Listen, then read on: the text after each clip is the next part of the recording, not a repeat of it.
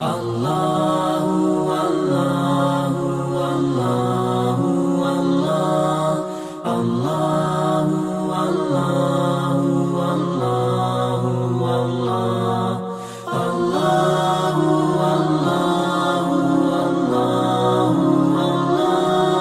Allahu Allahu Allahu Allahu Allahu. Bismillahirrahmanirrahim. Assalamualaikum warahmatullahi wabarakatuh.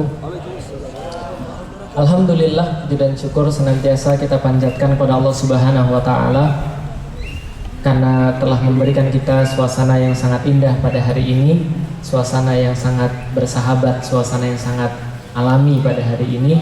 Allah menganugerahkan kepada kita selaksa kenikmatan, lapis-lapis keberkahan.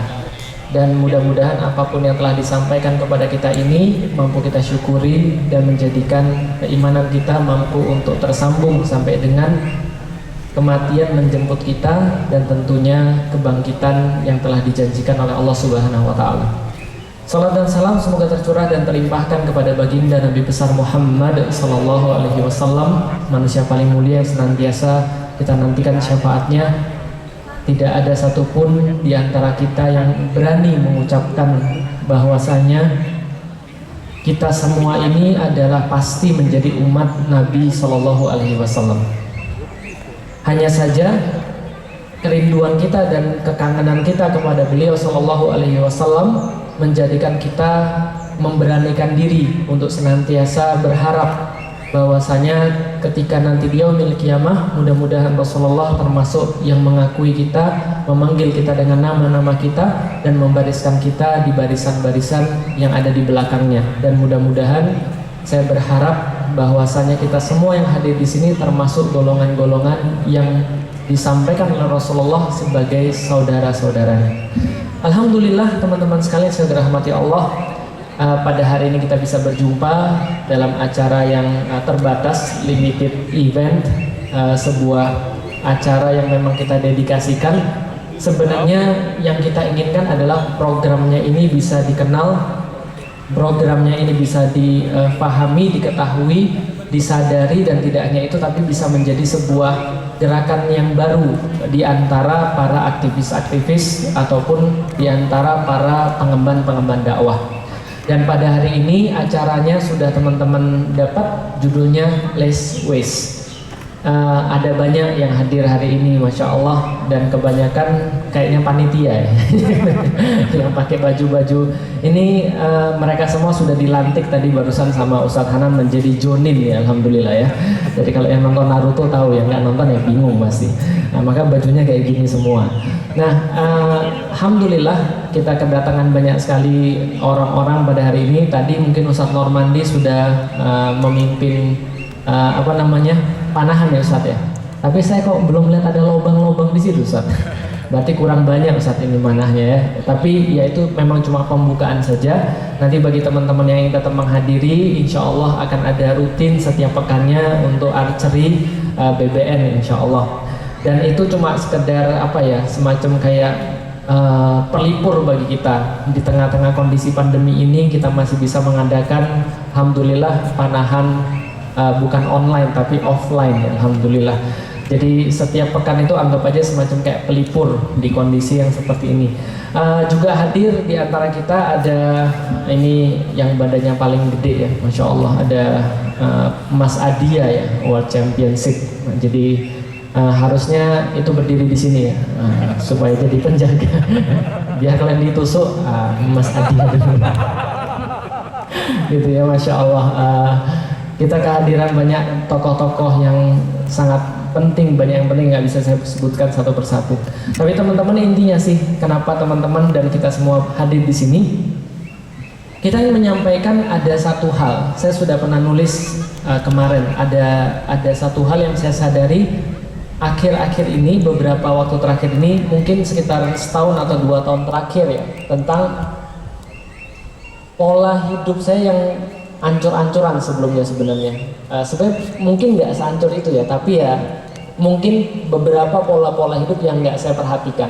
Karena selama ini pas kita belajar tentang Islam, senantiasa kita belajar tentang yang namanya dalil, yang dalil itu bisa jadi cuma tertitik tolak pada manusia. Tapi ketika saya belajar beberapa waktu ini, ternyata Islam itu ternyata tidak hanya bertitik tolak pada manusia. Bahkan Islam itu juga punya perhatian yang sangat khusus kepada alam, kepada bumi, kepada lingkungan. Yang mungkin sekarang para aktivisnya atau orang-orang yang perhatian di dalamnya itu ya kebanyakan bukan Muslim, tapi justru dari yang bukan Islam. Dari situ muncul sebuah keirian yang positif di dalam diri saya. Karena seharusnya orang-orang Muslim yang lebih banyak peduli dalam hal-hal seperti ini. Karena kenapa?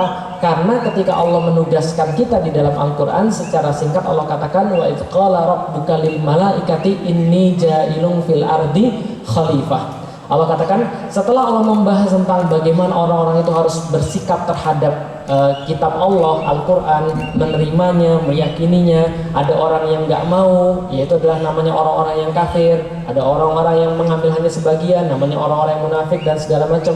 Setelah semuanya ini kan Allah kemudian menjelaskan satu tugas khusus pada manusia, yaitu menjadi apa? Menjadi khalifah fil ard, menjadi penjaga, menjadi manajer di dalam satu tempat yang indah yang namanya bumi ini. Dan setelah menjelaskan tentang itu, Allah jelaskan tentang sifat-sifat yang justru akan menjadi kontraproduktif terhadap tugas tadi. Apa yang Allah katakan? Allah katakan di dalam Al-Quran lewat perkataan malaikat, lewat pertanyaan malaikat. Ataja'alu fiha mayufsidu fiha wa yasfikut dima. Apakah benar di muka bumi ini akan dijadikan khalifah yang ada dua kelemahan? Satu, mereka merusak bumi. Yang kedua, mereka melukai manusia. Yang pertama kali dimention bukan manusia, tapi yang pertama kali dimention adalah bumi. Dari situ saya pikir, iya juga ya. Kenapa? Bumi tanpa manusia itu kayaknya baik-baik saja, kayaknya fine-fine aja. Tapi manusia tanpa bumi itu there is no chance. Kita nggak akan bisa bertahan hidup kalau tanpa bumi. Dan Allah jelaskan lagi, seolah-olah Allah tegaskan lagi, ketika kemudian Allah perintahkan semuanya untuk bersujud kepada Adam, maka Allah katakan fasajadu illa iblis. Maka semuanya bersujud kecuali iblis. Kenapa iblis nggak mau bersujud? Ada dua lagi. Aba wastakbar. Apa itu aba? Aba itu enggan. Aba itu moh. Aba itu nggak mau. Dalam bahasa Indonesia abai. Dalam bahasa Inggris ignorance. Ignorance itu apa? Ignorance adalah sesuatu yang mengakibatkan orang tidak punya kepedulian dan akhirnya merusak bumi. Wastakbar, dan merasa dirinya besar, merasa dirinya hebat, merasa dirinya lebih superior daripada yang lain, merasa dirinya lebih keren daripada yang lain. Dan inilah yang akhirnya mengakibatkan dirinya merasa lebih penting daripada yang lain sehingga boleh melukai manusia. Aba wastakbar, merusak bumi, menyakiti manusia. Ternyata sama-sama saja. Nah, apalagi pada kondisi-kondisi sekarang. Saya bukan termasuk orang yang berkonspirasi yang bilang bahwa COVID nggak ada. Kita patuhi seluruh protokol-protokol COVID, kita patuhi protokol-protokol kesehatan. Tapi sebagai seorang Muslim, harusnya kita melihat sesuatu yang tidak bisa dilihat oleh selain seorang Muslim. Orang-orang kalau misalnya contoh yang nggak beragama misalnya, mereka bisa saja bilang, wah COVID ini adalah sebuah hal yang buruk yang terjadi pada manusia. COVID ini jahat banget. Bahkan di Instagram ada yang bilang, wah kapan ya COVID ini berhenti? Kita berdoa semoga COVID segera pergi dari Indonesia dan segala macam. Bagi saya seorang Muslim harusnya menyadari dengan cara yang lain. Bagaimana cara menyadarinya? Allah sampaikan di dalam Al-Quran, Zaharal fasadu fil barri wal bahri bima kasabat aydin nas. Coba lihat baik-baik. Zaharal fasad, nyata-nyata ada kerusakan fil barri wal bahri, di daratan dan di dalam lautan ataupun di lautan, bima kasabat aydin nas, dan yang hanya bisa melakukan itu kata Allah adalah hanya tangan-tangan manusia. Nggak ada satupun yang lain yang bisa merusak bumi, nggak ada satupun yang lain yang bisa merusak lautan selain kemudian tangan manusia. Contoh, mohon maaf pakai kata yang agak tren sekarang, seanjing-anjingnya anjing gitu kan ya, itu nggak akan bisa dia melakukan aktivitas-aktivitas yang merusak bumi. Paham nggak kira-kira saya, teman-teman sekalian? Dia nggak akan bisa ngotorin laut, dia nggak akan bisa merusak bumi, dia nggak akan bisa buat pembakaran hutan, nggak akan pernah. Semonyet-monyetnya monyet gitu kan ya, dia nggak akan pernah melakukan yang ignorance, keserakahan apapun, padahal monyet itu udah serakah banget loh. Dia ngambil pakai tangan kanan, pakai tangan kiri, pakai kaki kanan, pakai kaki kiri, disekep gitu kan ya. Itu monyet, tapi seserakah-serakahnya monyet, dia nggak akan pernah mengakibatkan kelaparan luas. Dia nggak akan pernah mengakibatkan contoh misalnya ya bisa eksploitasi sumber daya alam dan segala macam. Nggak bisa dan nggak mungkin. Separah-parahnya virus ya cuma gitu-gitu aja. Dan Allah katakan siapa yang bisa merusak? Bima kasabat aidin nas. Gara-gara tangan siapa?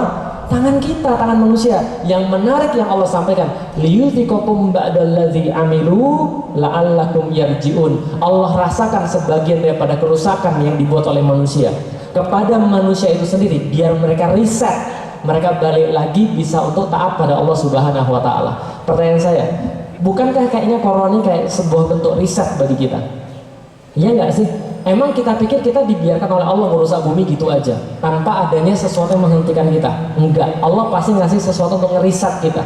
Maka bisa jadi Quran tuh kayak seperti itu, alarm untuk ngeriset kita, la'allakum yarji'un, supaya mereka balik lagi ke jalan yang benar.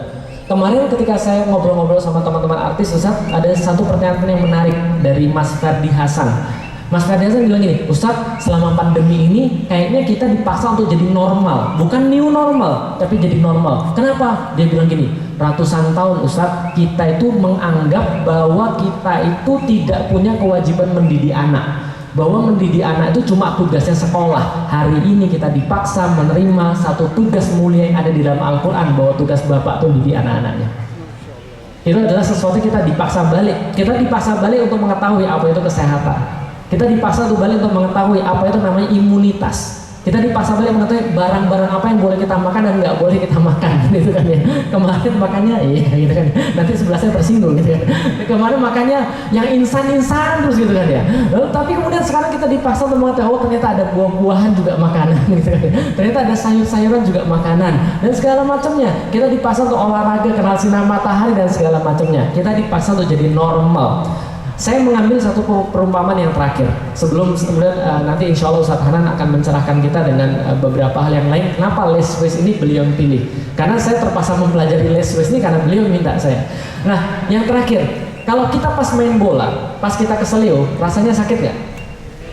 Terasa nggak sakit pas masih kecil? Kan kita main bola kaki ayam kan ya? Kita main bola lalu kemudian kaki kita kena beling misalnya, luka. Terasa sakit nggak? Nggak terasa sakit karena lagi main bola. Tapi kapan terasa sakitnya? Pas berhenti main bola baru terasa sakit. Kenapa? Karena tadi ada pengalih. Pertanyaan saya, rasa sakit itu gunanya untuk apa? Rasa sakit itu gunanya cuma untuk satu, untuk menghentikan Anda dari aktivitas Anda yang salah. Allah pengen kasih tahu, ini nih ada beling nih, berhenti dulu dong, jangan ngapa-ngapain. Tapi kalau seandainya taruhlah manusia nggak ada saraf rasa sakit misalnya, lantas ketika dia keselio, ketika ada beling atau ada apapun, dia tetap melakukan aktivitas seperti semula. Apa yang terjadi? Yang terjadi dia bakal hancur lebur, bakal mati. Artinya apa? Rasa sakit itu adalah alarm tubuh. Maka wabah, pandemi bagi orang muslim juga adalah sebuah alarm untuk ngecek kita ini ada nggak yang kita lakukan salah. Kenapa? Saya bilang like it or not, Anda mau terima, Anda mau Anda nggak terima juga nggak apa-apa. Tapi ternyata bumi jadi tempat yang lebih baik semenjak ada corona. Anda baca nggak sih penelitian-penelitiannya? Udara lebih bagus gitu kan ya, air lebih bagus gitu kan ya, lalu kemudian tumbuh-tumbuhan lebih bagus, sungai lebih bagus dan segala macam. Entah nanti setelah ini la'allakum yarji'un, agar kita mau kembali dan mau tahu seperti apa yang Allah perintahkan kepada kita. Karena kenapa? Ketika Allah menciptakan bumi, Allah membuat bumi ini semuanya tunduk kepada Allah. Mereka berislam kepada Allah Subhanahu wa taala. Yang nggak mau tunduk kadang-kadang cuma manusia. Sudah dikasih aturan terus nggak mau. Makanya kita coba untuk berusaha, ya oke, coba kita bertunduk kepada Allah, kita sujud pada Allah dengan cara memuliakan aturan-aturan Allah, termasuk pada manusia dan termasuk pada bumi yang Allah titipkan kepada kita. Karena itulah Les Wes salah satunya kita punya semangat seperti itu. Allah bisa. Nanti kita ngobrol-ngobrol, silahkan Ustaz. Kira-kira kenapa sih kemudian Ustaz kepikir di awal-awal ketika BBN ketemu itu terus kemudian ada Les Wes? Monggo silahkan. Ya, makasih Ustaz Felix. Bismillahirrahmanirrahim. Assalamualaikum warahmatullahi wabarakatuh. Waalaikumsalam. Ya, tadi juga saya juga kepikiran untuk pengen sharing sama teman-teman. Pasti banyak yang nanya, terutama yang mungkin baru gabung nih dalam program Leswes kita di Aksiana ini. Kenapa sih BBN ngambil program Leswes atau program isu lingkungan yang diangkat? Bukankah biasanya dakwah itu identiknya dengan membuat kajian atau taklim, tausiah, halaqah, tarbiyah, apalagi liko, mabit, mukhayyam, kayak gitu-gitu kan? Itu udah menjadi instrumen dakwah yang udah sering kita tahu. Sehingga ketika BBN terbentuk dari spirit para asatis untuk berkolaborasi, banyak orang yang berpikir dengan adanya BBN nanti bakal sering ada kajian kolaboratif para ustadz.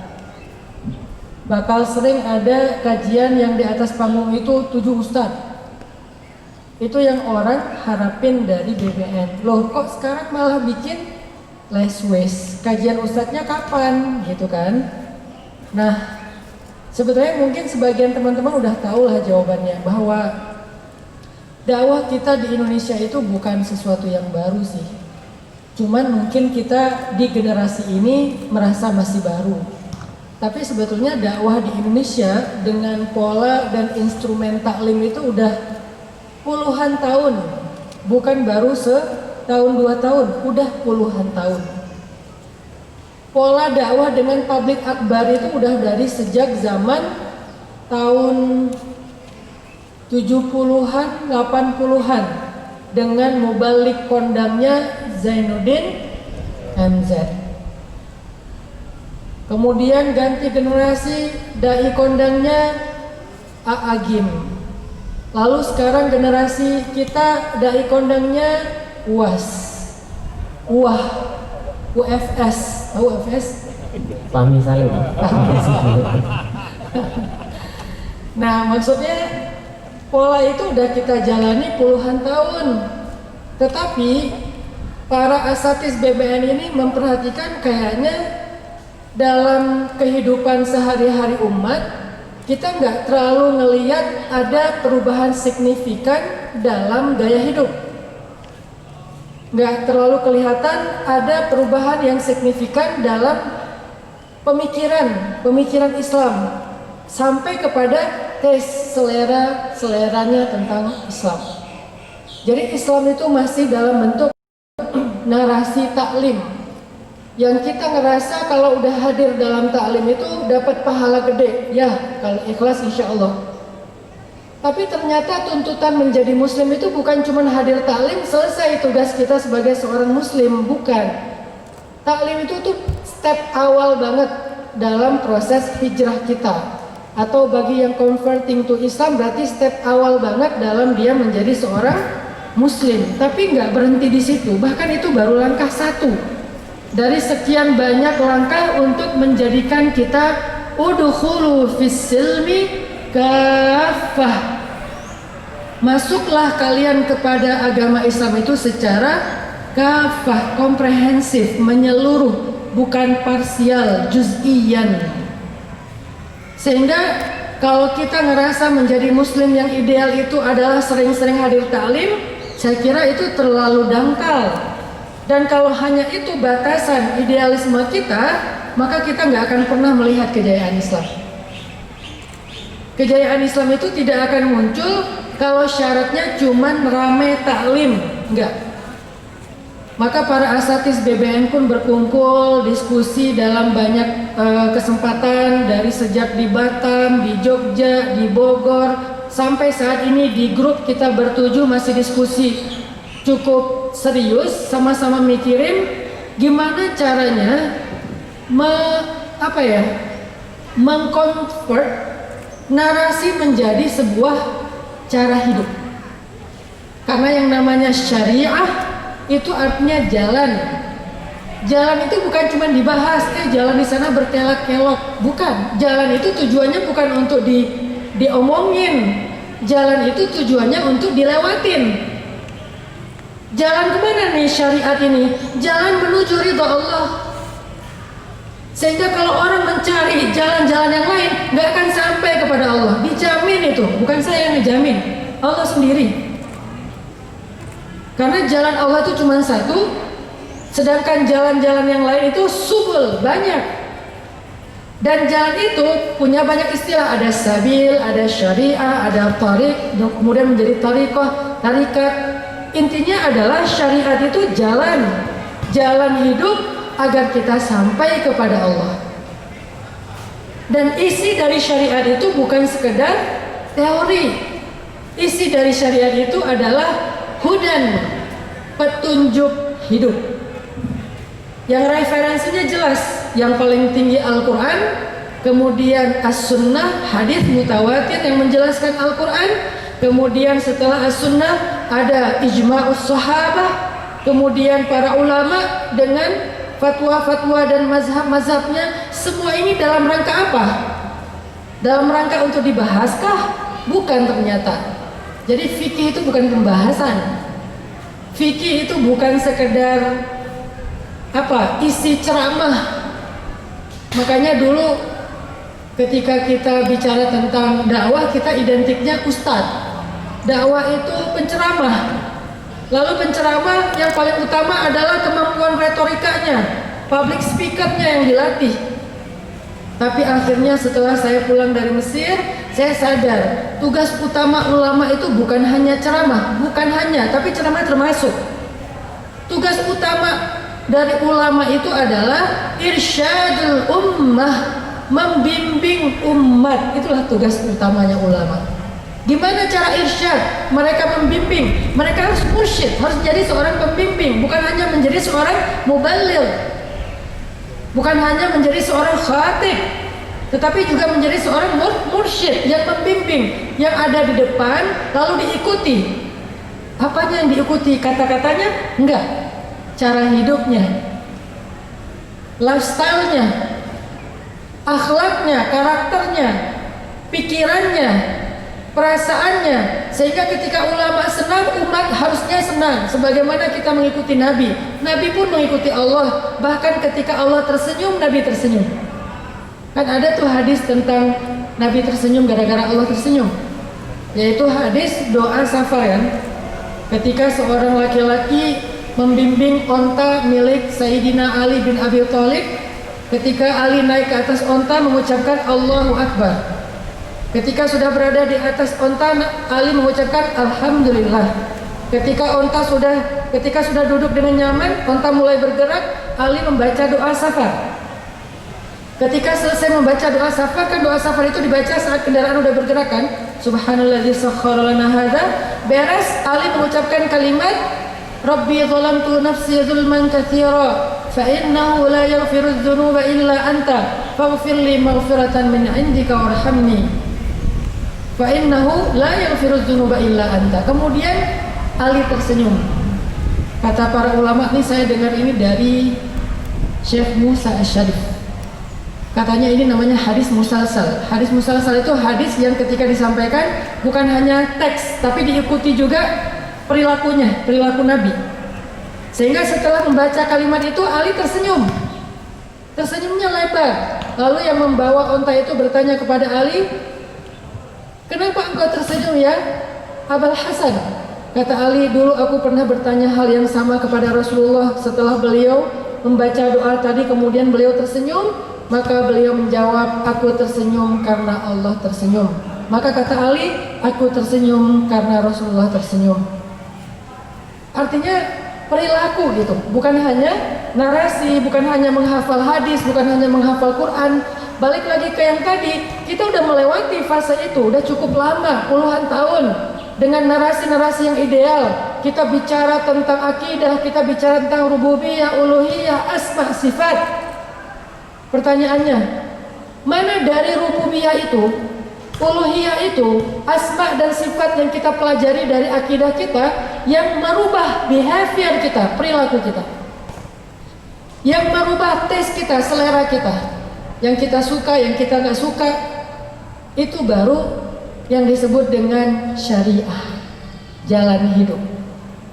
Karena kalau hanya membahas teori Islam, Orang munafik juga jago membahas teori Islam. Bahkan mereka punya banyak ulama-ulama yang paham banget tentang Islam. Bukan untuk mengamalkan, untuk mencari titik apa yang bisa dikritisi, celah untuk diserang. Makanya para ulama dan asatidz BBN berpikir kita harus mencoba untuk membuat pola baru dalam Islam dengan tetap respek dan menghargai pola-pola yang sudah berjalan selama ini. Apa pola baru itu? Kita harus memprogram umat dengan syariah, bukan ngajarin umat tentang syariah. Itu dua hal yang berbeda. Itu juga perlu, tetapi nggak cukup di situ. Kita harus memprogram umat dengan syariah. Mulai dari program pribadi udah berjalan 7 tahun terakhir. Apa itu? Islahul fard, perbaikan diri yang kita sebut dengan hijrah. Itu kurikulum periode pertama dari dakwah kita, hijrah. Kita ajak sebanyak mungkin umat untuk berubah. Berubah apa? Berubah dari yang tadinya nggak pernah ke masjid jadi ke masjid, yang nggak berhijab jadi berhijab, yang nggak mau dengar kajian jadi dengar kajian, yang nggak pernah punya akun dakwah di sosial media sekarang nge-following. Alhamdulillah program hijrah berjalan luar biasa dengan rahmat dan taufik dari Allah, sehingga akhirnya ini menjadi sebuah gelombang besar. Hijrah di mana-mana. Ada yang bikin komunitas hijrah, ada yang bikin event hijrah, ada yang bikin industri hijrah, sampai ke industri. Ada TV hijrah. Datang ke saya, Ustadz tolong endorse TV kita. Bedanya apa? Ini TV-nya udah hijrah. Saya bingung, TV kalau udah hijrah gimana ya? Syahadat. Ternyata TV hijrah itu setiap waktu sholat dia muncul sendiri alarm azan, yang azan muzammil. Datang lagi tuh, Ustadz tolong kita pengen Ustadz promoin apa? Kulkas hijrah.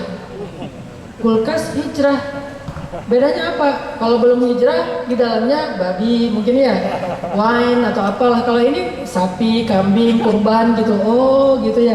Masya Allah gitu kan. Industri pun hijrah. Oke, nggak masalah. Itu adalah bola salju yang terus berkembang dengan sendirinya dan membesar. Sebuah gerakan hijrah. Ternyata sekarang masuk ke periode kedua, nggak cukup cuma hijrah doang, udah ngaji, terus apa? Kita coba upgrade. Dari kita hijrah secara personal, sekarang kita hijrahnya mulai aware kepada sosial.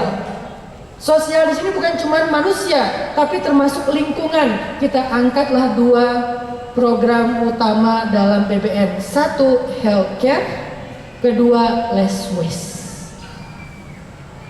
Apa healthcare dan less waste ini goalsnya? Goalsnya itu bukan sekedar pengen menyelesaikan isu kesehatan dan isu sampah, karena itu terlalu besar. Lagi pula yang bermain di situ tuh udah banyak. Lagi pula sebetulnya itu program pemerintah. Maaf ya. Itu adalah program pemerintah dan pemerintah punya semua alat untuk menyelesaikan masalah itu. Saat mau beli bakso, Apa? ada tukang bakso. Jadi apa tadi ya? Iya, program. Ya maksudnya kenapa dakwah masuk ke less waste gitu? Kenapa dakwah masuk ke healthcare? Goalsnya apa sih? Ternyata goalsnya adalah membangun lifestyle, cara hidup baru bagi muslim yang sesuai dengan syariah. Itu yang kita pengen sebetulnya. Yang nanti bertahap ini gak akan berhenti di less waste ya. Nanti akan ada fatherhood. Saya lagi coba ngembangin sekarang program itu, makanya pelan-pelan saya coba main di sosial media, posting lagi main sama anak, lagi jalan, lagi trekking, lagi apa.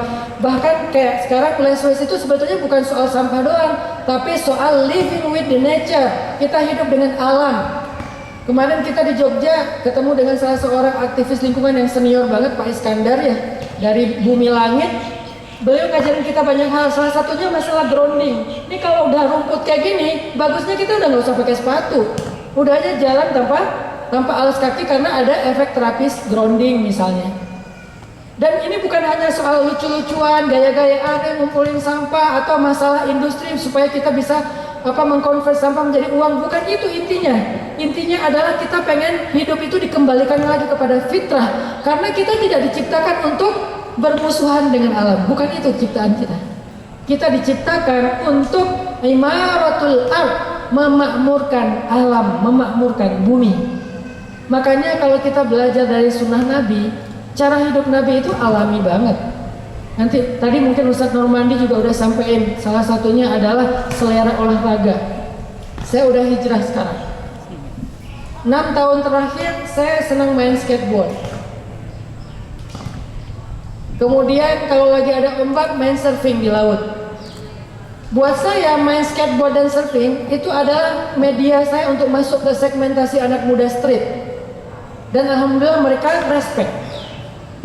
Tapi sekarang saya pengen kita jangan hanya ngelihat dari sisi gaya-gayaan. Kan skateboard street ini jadi kayak kayak make up ya, keren, modern, anak gaul atau apa gitu. Sekarang di upgrade. Teman-teman yang udah hijrah jangan cuma main skateboard. Sekarang coba olahraganya kita pakai olahraga yang Nabi juga cinta, malaikat Jibril juga cinta, Allah aja cinta. Bisa dibilang olahraga yang Allah ikut itu cuma 2. Satu berpedang, yang kedua memanah. Wa ma ramaita idz ramaita walakinnallaha rama. Ketika engkau memanah wahai Muhammad, bukan engkau yang memanah, Allah memanah. Ada enggak ayat wa ma la'ibta skateboard walakinnallaha la'iba? La. Wa ma ramaita idz ramait walakinnallaha rama. Sampai saya mulai baca-baca lagi nih Ustaz Normandi tentang sejarah memanah yang luar biasa ya. Jibril itu turun ketika perang Badar bawa panah. Panahnya persis seperti panahnya Nabi.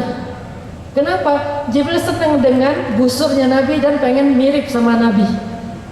Ketika Nabi perang Uhud, Jibril bawa lagi panah yang namanya katum. Itu panahnya Nabi.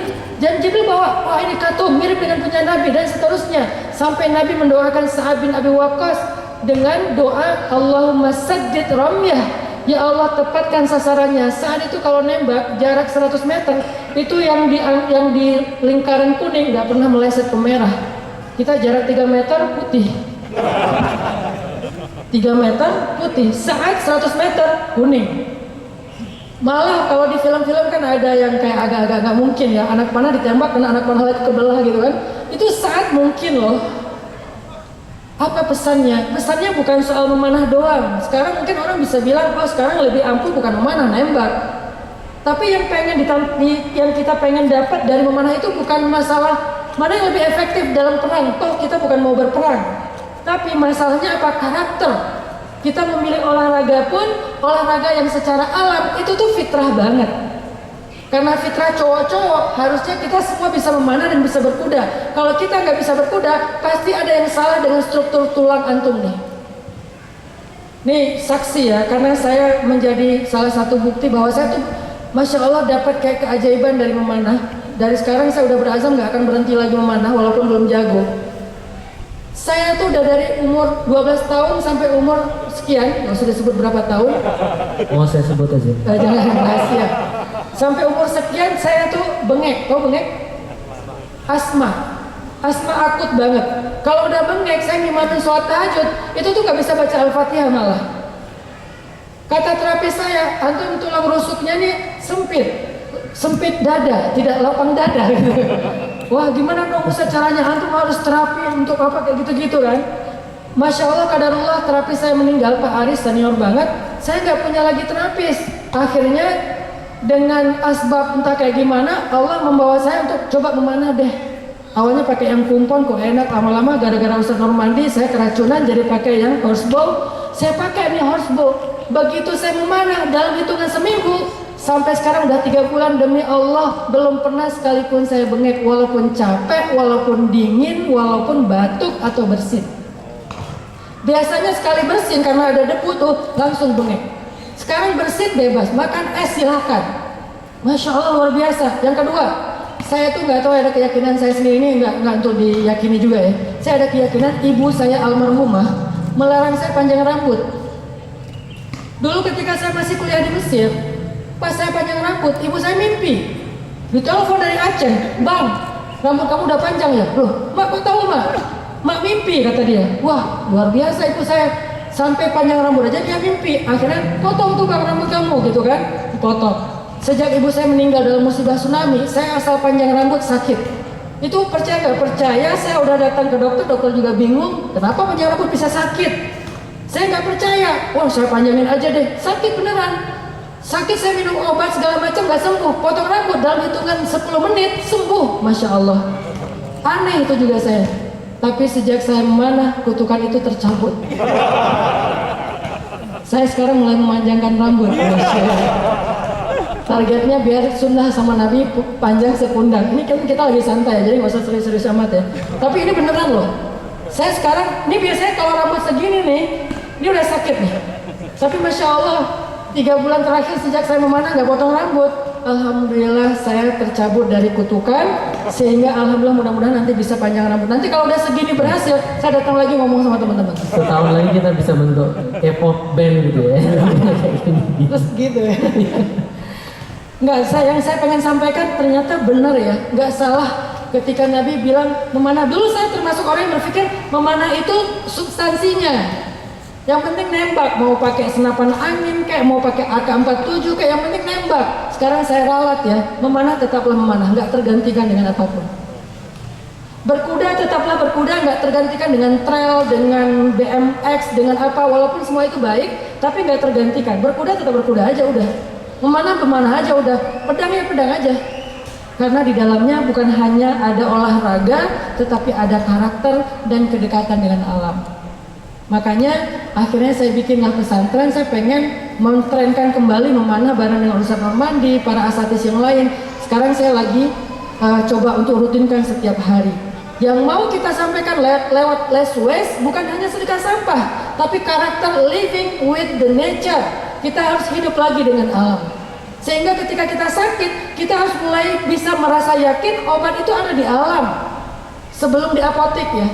Walaupun dua-duanya obat ya, saya nggak membenturkan yang satu dengan yang lain, tapi cari dulu dong di samping rumah, di pekarangan, di kebun, siapa tahu bisa di situ dan insya Allah sembuh. Kalau udah darurat banget nggak bisa juga ya oke ke apotek. Jadi apotek Allah itu ada di sekitar kita. Kenapa nggak dimanfaatin? Sekarang jahe dengan ada pandemi, bener banget kata Ustaz Falik, kita dipaksa fitrah normal kembali. Minum jahe, kemudian kemarin apa minumannya Ustaz? Bunga telang. Bukan apa tuh? Kombucha. Kombucha kayak gitu-gitu. Ustaz nih ya, hari ini saya baru makan nasi putih lagi nih. Jangan dibully terus. Saya percaya. Setelah 2 minggu nih, saya alhamdulillah udah makan nasi merah lagi. Masya Allah. Kenapa? Kata Pak Iskandar, nasi putih itu zalim terhadap diri sendiri. Waduh. Soalnya seratnya udah hilang gitu Pada kan. berhenti makan nasi putih. Kata Pak Iskandar, bukan kata saya. Kalau Ustaz Felix udah lama dapat hidayah itu, saya baru kemarin 2 minggu yang lalu. Soalnya Akhirnya saya bilang saya nggak akan Cina. makan nasi putih lagi. Terus nasi merah dicampur nasi putih. Saya nggak makan nasi putih Pelan-pelan. karena saya makan mie. Oh, lebih parah antum terigu. Zalim juga ya antum. La taslim ala nafsik. Makin dalil. Jadi teman-teman, inti dari Less Waste itu adalah saya pengen, para asatis itu pengen, yuk kita belajar kembali hidup secara alami, mulai dari rumah tangga kita, kemudian sosial kita, sampai nanti kalau kita cari activity buat anak-anak kita, jangan gadget terus dong. Ini penyakit banget nih.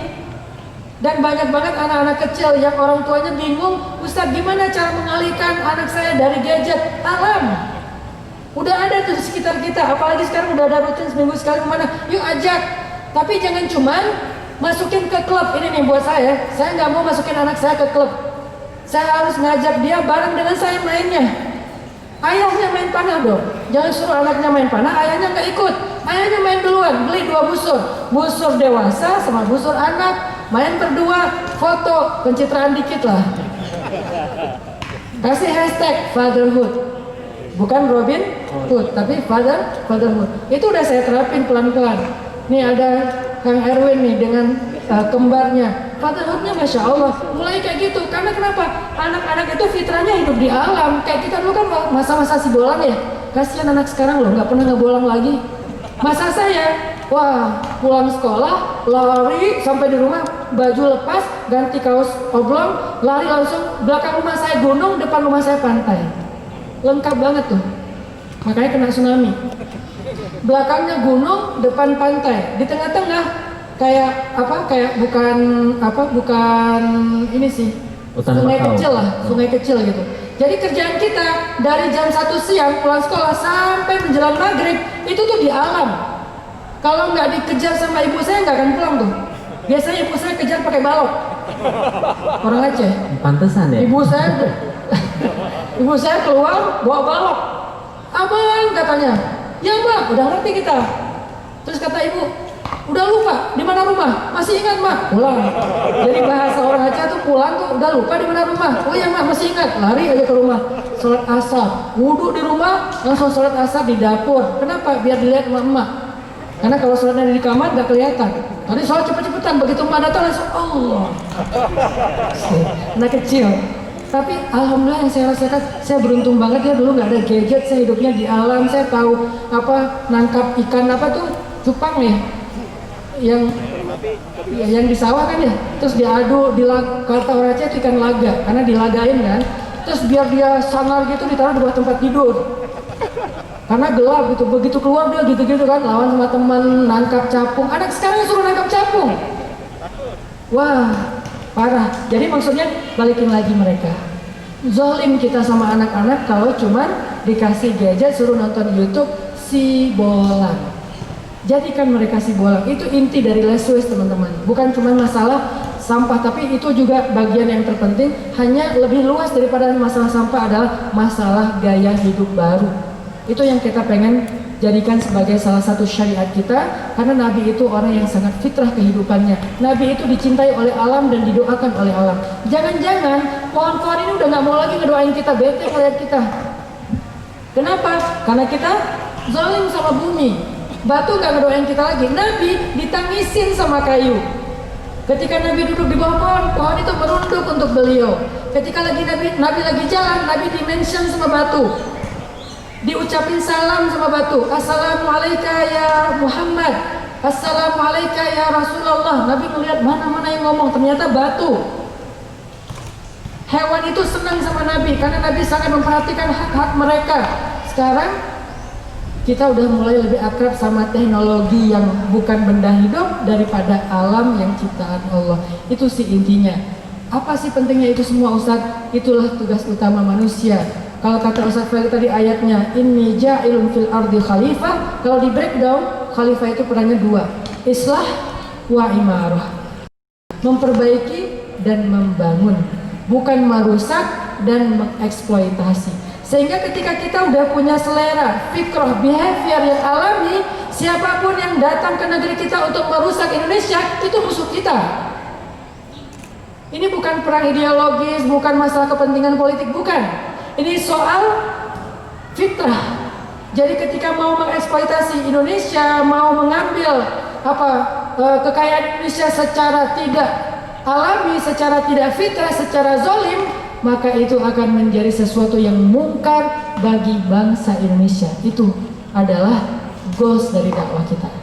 Mudah-mudahan dengan kayak gini kita jadi mulai semangat lagi untuk menjadikan Less Waste atau Living with the Nature ini sebagai lifestyle baru kita.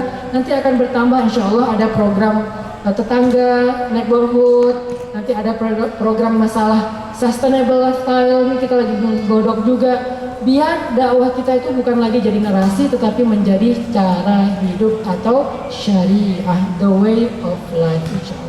Itu Ustaz Saleh kurang ya, lebih. baik, makasih banget. Makanya teman-teman hari ini kita kumpul di Aksiana, tempat yang sangat indah sekali. Maka makasih banget pada tim teman-teman dari Aksiana udah nyiapin. Dan ini memang dari awal juga tempatnya dibuat supaya bisa berteman dengan alam. Makanya ada banyak sekali pohon-pohon jati di sini. Nah, kalau hujan sebentar lagi insya Allah kita akan dapat barokah, mudah-mudahan gitu kan ya. Tapi alhamdulillah atas doa teman-teman sekalian Allah masih kasih cuaca sangat bagus sekali. Dan nggak sampai di sini, nanti ke depan program-program kita akan kita kembangkan lagi. Seperti yang tadi Ustadz Hanan sampaikan, sebenarnya sedekah sampah itu cuma satu bagian kecil daripada program besar Less Waste, dan Less Waste juga hanya program kecil daripada program-program besar yang akan kita coba untuk sampaikan. Gampangnya gini, teman-teman sekalian, kalau saya boleh menambahkan sedikit, ketika Tolut itu membawa bala tentaranya, teman-teman kan sering dengar kan, kam fiatin qalilatin golabat fiatal kathiron, kan gitu kan ya. Betapa banyak golongan yang kecil tuh dapat mengalahkan golongan yang banyak. Tapi apa cerita sebelumnya? Cerita sebelumnya adalah tentang air. Cerita sebelumnya adalah tentang pasukan yang dipimpin oleh Tolut. Tolut bilang, jangan minum di satu tempat ini. Kalau kalian minum, maka kalian tidak akan bisa untuk melawan tentara-tentara yang dipimpin oleh Jalut. Ternyata semuanya meminum kecuali hanya sedikit. Berarti satu gerakan besar itu kadang-kadang ditentukan oleh ketaatan-ketaatan yang bersifat kecil. Cuma minum dan nggak minum, cuma nanam atau nggak nanam, cuma masalah buang sampah atau nggak buang sampah, bertanggung jawab atas diri sendiri atau tidak, cuma sedikit aja, cuma kecil aja, tapi ternyata itu bertanggung jawab pada sesuatu yang besar. Dan pada hari ini Ustadz Umar Mita juga menitipkan salam pada teman-teman sekalian. Mohon maaf banget nggak bisa hadir, beliau sudah merencanakan hadir banget, tapi ternyata tadi pagi mendadak nge-WhatsApp kita, lalu kemudian bilang ada beberapa hal yang harus beliau dahulukan karena semenjak beliau kehilangan daripada ayahanda beliau, itu situasi rumah belum terlalu kondusif, nah sehingga tidak bisa bergabung pada hari ini karena ada beberapa kejadian yang barusan terjadi. Jadi beliau minta maaf dan beliau titipkan salam sayang, salam kangen kepada keluarga-keluarganya di Barisan Bangun Negeri dan juga teman-teman yang hadir di sini, semua yang sudah membersamai kita. Dan pikir itu aja Ustadz, mungkin Ustadz ada sesuatu yang pengen disampaikan Ustadz? Dikit lagi Ustadz, boleh. Tadi kan goals dari Less Waste itu sebetulnya lifestyle ya, terutama parenting. Antar orang tua sama anak, nanti biar anak kita biasain lagi dengan kegiatan-kegiatan outdoor. Walaupun pasti teman-teman di sini udah pada aware tentang itu. Termasuk kayak hal-hal yang kecil loh, kayak sunnah Nabi mandi hujan. Nabi itu kan mengatakan kalau hujan itu kan berkah kan, Allahumma shayyiban nafi'an, sehingga ketika hujan Nabi itu kan mandi hujan. Coba terakhir kita pikir, kapan terakhir ayah ini pada mandi hujan bareng anak? Saya baru kemarin. Karena mandi hujan bareng anak itu jangan dipikir cuma mandi doang, itu ada emosional, dan mereka nggak akan pernah mengenang hari apa yang paling mereka berkesan saat nonton YouTube. Enggak, mereka akan mengenang hari apa yang paling berkesan saat saya mandi hujan bareng ayah. Atau tadi ya, dibawa balok tadi ya, berkesan. Itu kan berkesan banget Ustaz. Dan ibu saya nggak pernah mukul loh ya, nggak pernah mukul, tapi kita tahu itu kasih sayang ibu. Iya. Dan kita bangga banget punya ibu yang bawa balok kemana-mana. Luar biasa. Tapi justru itu kita, wah mak saya sayang banget sama saya bawa balok gitu kan. Saya percaya Ustaz. Jadi intinya adalah coba tanya masing-masing, kapan terakhir trekking ke gunung bareng putranya? Saya rutin bawa anak trekking ke kebun teh.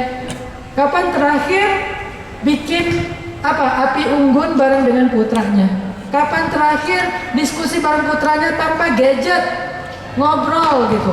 Kapan terakhir kita tidur storytelling? Saya di rumah ada budaya bedtime story. Jadi setiap sebelum tidur itu saya pasti berdongeng. Kebetulan saya senang berdongeng dari sejak saya masih SMA. Jadi anak-anak itu kayak sengaja dibikin part gitu. Nanti ceritanya apa lagi? Nanti ceritanya apa lagi? Walaupun dongengnya itu kayak fiksi sih sebetulnya. Ada yang sejarah, ada yang fiksi. Sekarang saya lagi berdongeng Archer and the Lion. Biar anak saya senang kemana? Saya cerita tentang Archer, tentang singa, Arslan, segala macam kayak gitu-gitu. Dia jadi wah, Archer itu keren banget ya. Akhirnya dia sekarang senang coba nembak serigala. Face targetnya serigala. Wah, kalau kena matanya apa? Sadis sedikit. Tapi jadi kayak semangat gitu. Ini adalah dengan anak, dan itu nggak akan terwakilkan dengan dia nonton yang lebih menarik di itu tuh nggak akan dapet. Hilang semua pelajarannya. Biar ayahnya yang cerita, ibunya udah nggak usah diomongin lagi, ibu tuh udah paling superhero lah, udah Superman mah udah. Saya nggak mau ceramahin ibu-ibu ya, karena ibu-ibu keren banget lah, respect lah pokoknya. Tapi ayah-ayah nih kita nih, karena saya ayah, pengen renungin aja nih, kita tuh udah jadi ayah yang benar nggak sih, seperti Nabi yang ngeboncengin Ibnu Abbas, kemudian didoain, diajarin, bukan duduk dulu, bukan, sambil ngebonceng, sambil cerita. Saya naik motor bareng anak pas hujan, ya coba kita tangkap air hujan nih, air hujan nih kayak permen ya, pakai apa? Pakai lidah, wah dapat permen banyak. Yang kayak gitu-gitu dikenang loh sama mereka, dan emosional bonding antara anak dengan ayah itu dahsyat hasilnya. Baru nanti kita akan menjadi seperti Yakub dan Yusuf. Tahu nggak rahasia Yusuf itu ketika remaja terbebas dari fitnah perempuan? Kenapa? Laula an ra'a burhana rabbih. Burhan, salah satu tafsir dari burhan itu kalau kita baca buku tafsir adalah Yusuf melihat wajah Yakub yang kecewa kalau Yusuf sampai melakukan dosa. Itu namanya burhan. Dan dalam konteks sekarang, burhan itu artinya ketika anak bisa membayangkan wajah ayahnya sebelum dia melakukan kesalahan dan dia nggak jadi melakukan dosa karena nggak mau bikin ayahnya kecewa. Itulah burhan. Dan itu nggak akan didapatkan kecuali dengan emosional yang kuat antara anak dengan ayah.